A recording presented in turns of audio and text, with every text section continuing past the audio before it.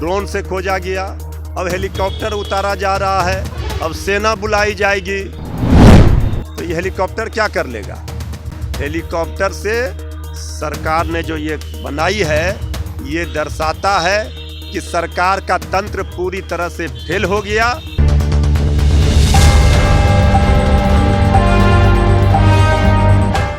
मुख्यमंत्री नीतीश कुमार इन दिनों शराबबंदी कानून को लेकर एक्शन मोड में नजर आ रहे हैं। पहले शिक्षक, फिर ड्रोन और अब नया हेलीकॉप्टर भी बिहार में आ गया है, जो अब शराबबंदियों पर नकल कसेगा। इतना ही नहीं, जो नया हेलीकॉप्टर आया है वो बिहार के अलग अलग जगहों पर जाएगा और वहीं पर जाके हेलीकॉप्टर के माध्यम से पता करेगा कि शराब कहाँ कहाँ बिक रही है। हमारे साथ बात करने के लिए राजद प्रवक्ता हैं। सर, अब पहले ड्रोन, शिक्षक और अब हेलीकॉप्टर भी आ गया बिहार में। ये हास्यास्पद है, हद कर दी नीतीश सरकार ने।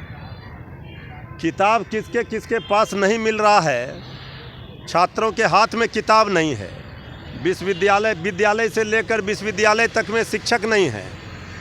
लेकिन अब शराब खोजने के लिए शिक्षक को लगाया जा रहा था पहले कि पाठशाला नहीं मधुशाला में नज़र आएंगे, अब ड्रोन से खोजा गया, अब हेलीकॉप्टर उतारा जा रहा है, अब सेना बुलाई जाएगी।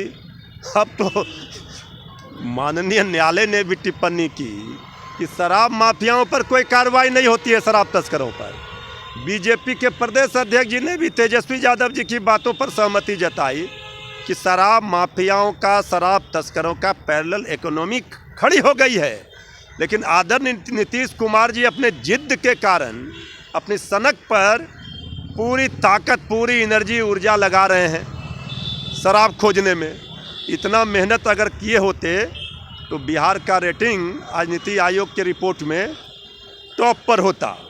बिहार को बर्बाद करके आप हेलीकॉप्टर लेकर खोज रहे हैं और समाज सुधार यात्रा कर रहे हैं। सरकार का सिस्टम कोलैप्स है, सरकार में बैठे लोग को सुधार नहीं पा रहे हैं। पूर्व मंत्री बीजेपी के वो वर्तमान मंत्री पर भूमाफिया से मिले होने का आरोप लगा रहे हैं।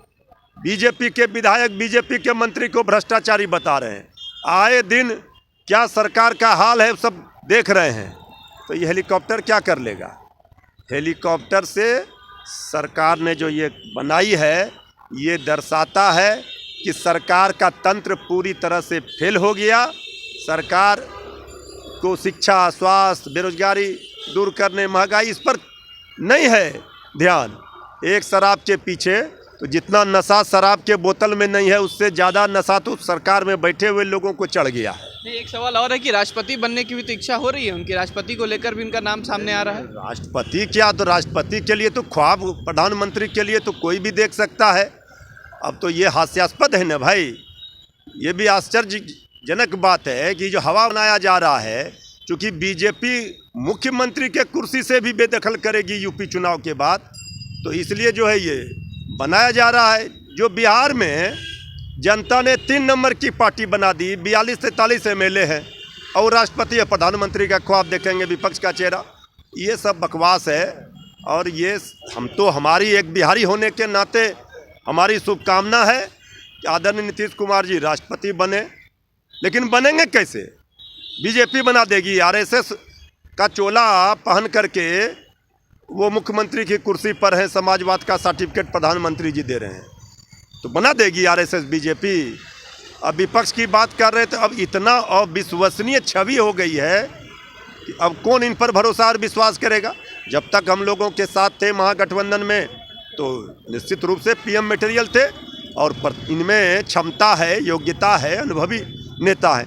लेकिन पलटी मारकर जब से RSS के गोद में बैठ गए तो यूपी चुनाव में तो कटोरा लेकर घूम रहे थे, एक भी सीट दिया बीजेपी ने कोई भाव नहीं दिया।